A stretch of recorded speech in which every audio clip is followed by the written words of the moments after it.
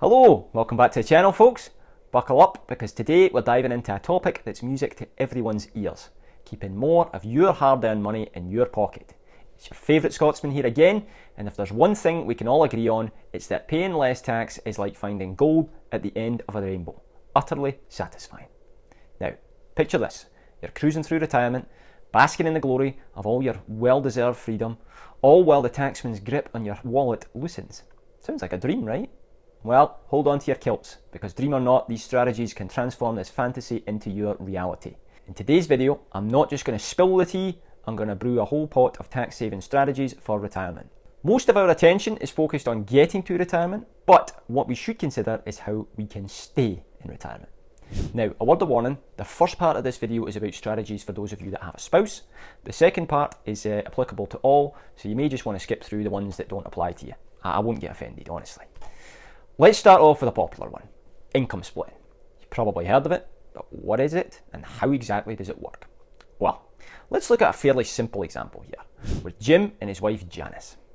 Jim is currently making $100,000 a year. Janice has an equally important job, tending house and home, which sadly doesn't come with a salary. We are assuming Jim and Janice live in Ontario. As you can see from the TurboTax calculator here, Jim's pre-retirement annual taxes tally up to a cool $22,427. Now, fast forward to retirement, Jim and Janice want the same $100,000 a year in income. Lucky for them, they can split their income if they're wise to it. So, let's bring up the TurboTax example again. For simplicity, we're going to assume it's a straight $50,000 each. You can see here that the tax on $50,000 of income is $7,143. If we multiply that by 2, that gives a total tax of just over $14,000, which is over 35% in tax savings compared to when Jim was working and reporting the $100,000 himself. In this example, Jim and Janice are $8,000 a year better off in retirement than they were pre-retirement, all because of income splitting. Now, admittedly, I've used a basic calculator that doesn't factor in any deductions or credits. Be aware that this method can be complicated and you should always consult a professional if you're interested in trying it on for size.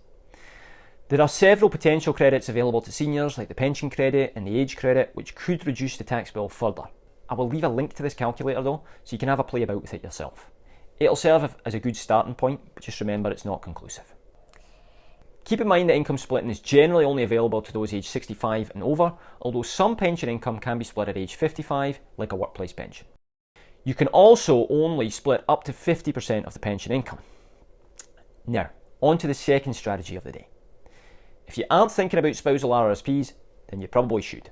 While pension income has its limitations, spousal RRSPs allow you to shift 100% of the RIF income into the hands of a lower income spouse.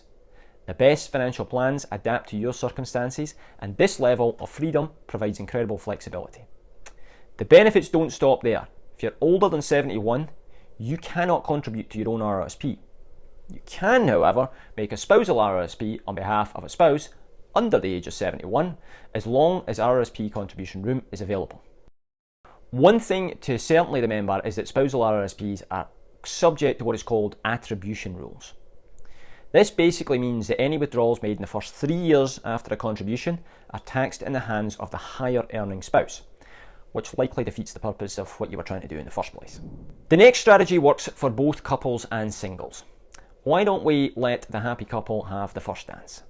When you roll over your RSP to a RIF, you have the option to have the annual minimum payment calculated based on your age or based on your spouse's age. Let's look at an example. We have Jack and Trish. Jack is 71 and has to convert his RRSP to a RIF before the end of the year.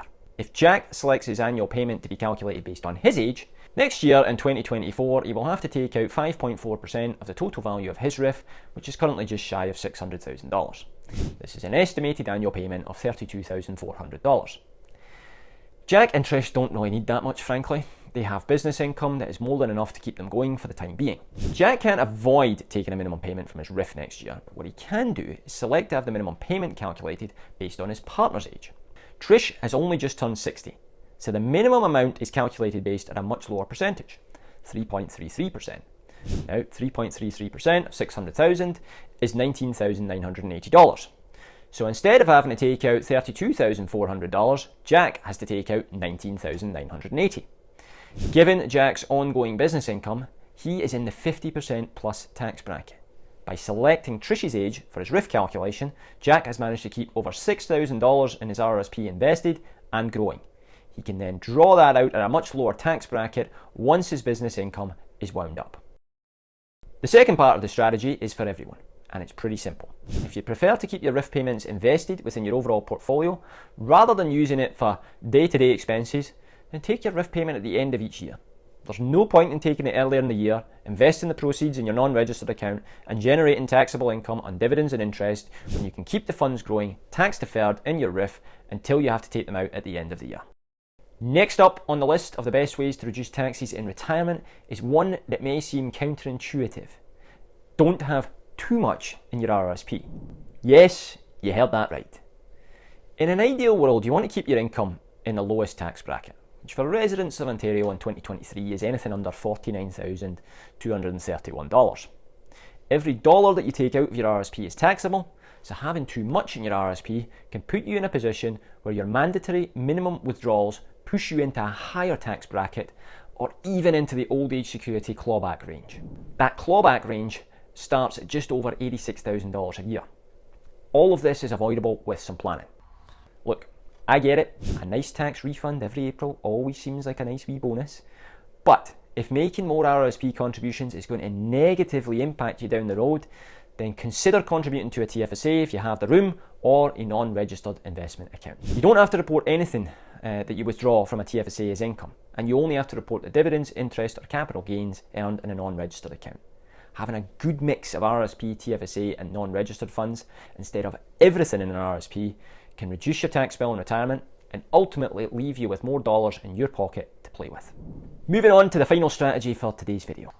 First, if you've made it this far, I'd love to hear what kept you interested in the comments below. The Guaranteed Income Supplement, GIS, offers over $12,000 of tax-free income annually to low-income seniors over the age of 65. If your sole income source is old age security, or it could potentially be your sole income source, then you may want to listen a little closer for the next minute or two. I'm not suggesting for a second that you try to live in OAS and GIS alone. Unless you're extremely frugal, you're likely going to need some other access to funds. A well-stocked TFSA is a good option, as taking funds out of a TFSA to supplement your living expenses is not counted as income towards the GIS calculation. You could also consider cashing in some RRSPs before hitting age 65, or contributing to RRSPs before 65 and using the deduction later for maximum GIS.